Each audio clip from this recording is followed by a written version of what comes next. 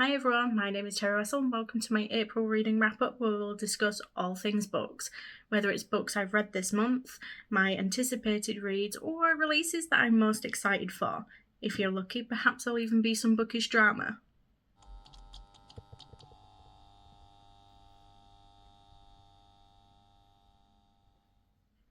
It doesn't matter if you're able to read half a book, 3 books, or even somehow 20 books this month. Everyone is welcome here and you certainly won't get any judgment from me. I was able to read 9 books, and of those 9 books, 5 of them were between a 4 and a 5-star read, so I'd say that's a pretty decent month.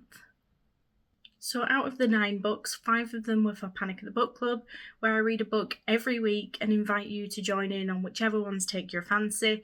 We read a wide range of genres, accept feedback in a wide manner of ways, and we announce them 4 weeks in advance. So if that sounds like something you'd be interested in, I will post the channel's intro video in the description where you can find out more information on how you can take part. I just finished filming this week's episode on Happy Place by Emily Henry, and I will be discussing it a little bit in this video, so if you're interested in a more in-depth discussion on any of the books that I do discuss, then I will post them down in the description. Anyway, back to it. My month started off with a thriller, which was The Woman Who Lied by Claire Douglas, and it wasn't exactly a strong start to the month. By all means, it wasn't a bad book. I did end up enjoying it and rating it, I think, a 3.25 out of 5, but I think I was just expecting more. The Woman Who Lied follows Amelia, who is a best-selling crime author, when all of a sudden things straight out of her book start happening in real life. At first it might seem like a bit of a weird coincidence until it starts happening again and again and again. Personally, I think I just found it really repetitive, and there were chapters that just didn't even seem necessary. The whole book could have probably been about 100 pages less. But that being said, it was really easy to read and I did really enjoy the concept. It just didn't quite hit the mark for me. Now, unfortunately, my next book was also a little bit of a dud for me, and it was romance book Credence by Penelope Douglas. I rated it what I considered to be a very generous 2 out of 5 star. Credence follows 17-year-old Tiernan, who suddenly finds herself orphaned and shipped off to live with family she doesn't even know. Her step-uncle Jake and his 2 sons up in the mountains of Colorado. The book is definitely what I would consider smut. It has a lot of spice in it, and I'm not against that. With the whole argument on social media going on about people who read smut, I know which side of the argument I'm on. Haunting Adeline has got to be one of my favourite dark romances. Unfortunately, this one wasn't even dark romance, but it was creepy and it just didn't sit right with me. Personally, I think I might have even enjoyed it more had they actually just focused on the storyline that they eventually got to. Next on the book club list was A Tempest of Tea, and finally the skies started to clear and my prayers were answered because I rated this one 3.75. This book was actually recommended by fellow book enthusiast in the middle of Waterstones, so thanks to them. A Tempest of Tea follows criminal mastermind Arthur Casimir and her ragtag crew of the city's most skilled outcasts as they plan to infiltrate the vampire society. With the hopes of taking back her prestigious tea room and illegal bloodhouse, Arthur Casimir didn't expect to find herself in the middle of a conspiracy. Hands down, my favourite genre is romantasy, so it's not too much of a surprise that I really enjoyed this, as it is a young adult fantasy with a bit of a romance twist. I was expecting a lot more of the romance element, however, I think it is set up so that there will be a lot more in the second one. I do usually prefer books that are in first person from one perspective. However, this one did paint a really good picture of the characters through the eyes of others. I thought it was really funny and easy to read, and any book that could combine tea drinking with a fight scene like this one did, I knew I was going to enjoy. It's kind of like young adult Peaky Blinders meets vampires. The next book was another thriller, which was Nine Perfect Strangers by Leanne Moriarty, and it resulted in a not-so-perfect 3.5-star rating from me. This book follows 9 strangers who attend a health resort called Tranquillum House for 10 days. Now, each guest is hoping to achieve the total transformation they were promised. However, the resort's director is watching over them with a dark agenda of their own. If I could rate this book on the last 50%, it would probably look pretty different. However, as a whole, it wasn't my favourite. I did really enjoy how messed up it did get, and I liked that character development, but you were given background on pretty much every single character in the book, like in great depth, and it just, for me, it was just too much. At first, I really was enjoying the book, and then after way too long, I realised that nothing had actually happened. I really did enjoy the last half, so if you don't mind a really slow-paced book with a lot of character depth and context, then it's probably worth adding to your TBR. It is also a TV show as well, and since reading the book, I have watched a few episodes. It has got that same really slow pacing, so not a great deal has happened. However, there's already been quite a lot of changes from the book.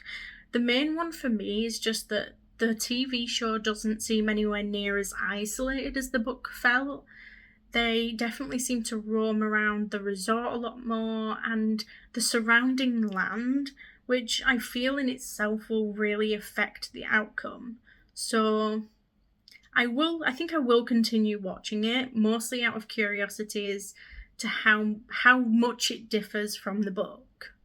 Okay, so finally hitting off with a 4.25-star rating from me, and this month's last Panic at the Book Club read, which was Emily Henry's Happy Place.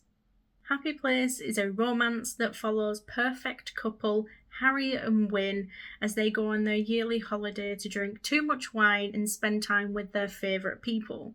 However, this year they're lying through their teeth because they haven't been together for 6 months and they still haven't told anyone. I have read some of Emily Henry's books before, so I did have a rough idea as to what to expect, which was an easy-to-read, enjoyable romance. But I might have actually enjoyed this one more than Beach Read. Personally, I think I just related to some of the problems going on throughout the book. I think it had a wonderful message, and it was a romance book that wasn't solely focused on the couple. It was about friendship and healing, and it had some great humour in it as well. I think it was definitely an easy-to-read romance, but it was quite reflective as well. Okay, so that pretty much clears up all of the Panic at the Book Club books that we've read this month. However, what about the ones that I read in my spare time? Well, this month I finally managed to read Fire in the Flesh by Jennifer L. Armentrout, and I rated this one a 4.75.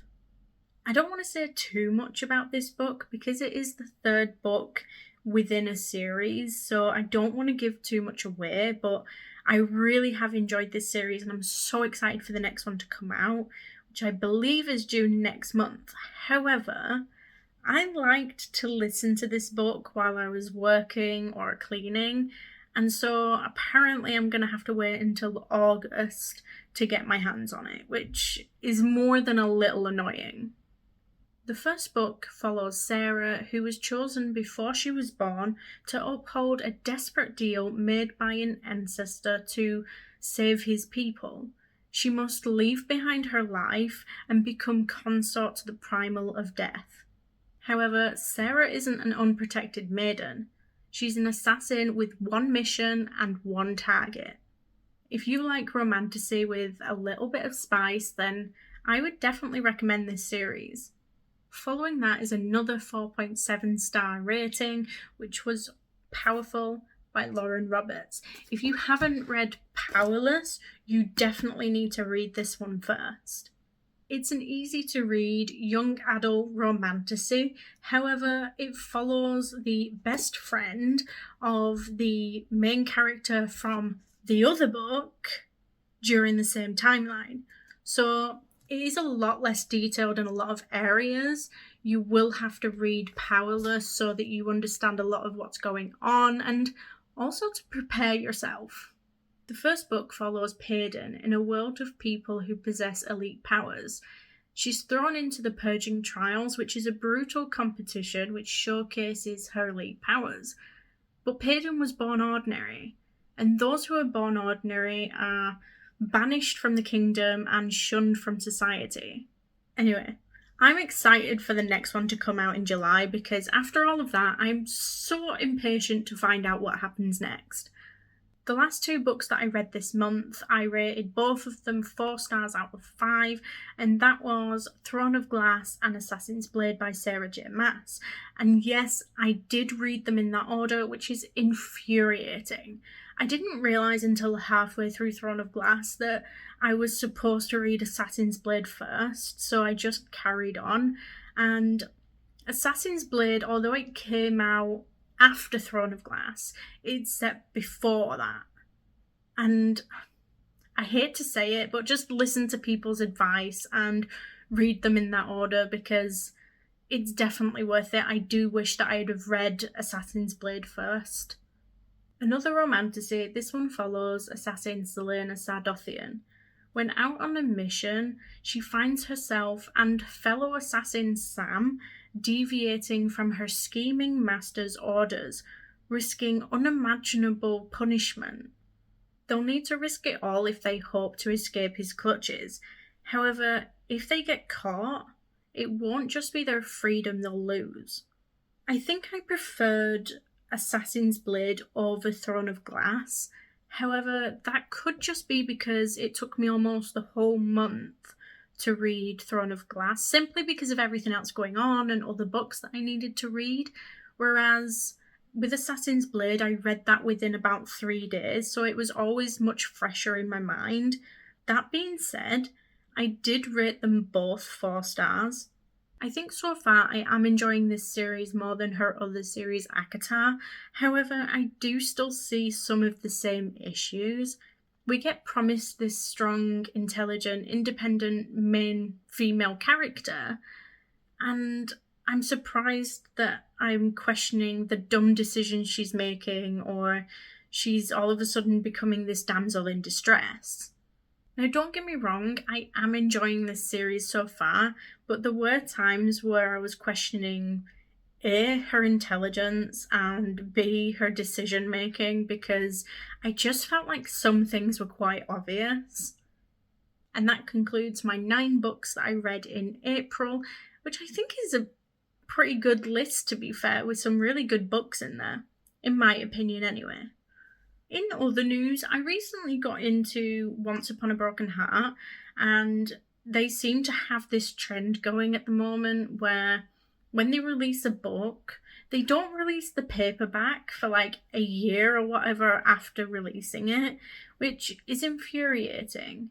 So for the 3rd book, I'm going to either have to wait to get the paperback, or I contemplated getting the hardbacks of the other books, but the second one is near impossible to find.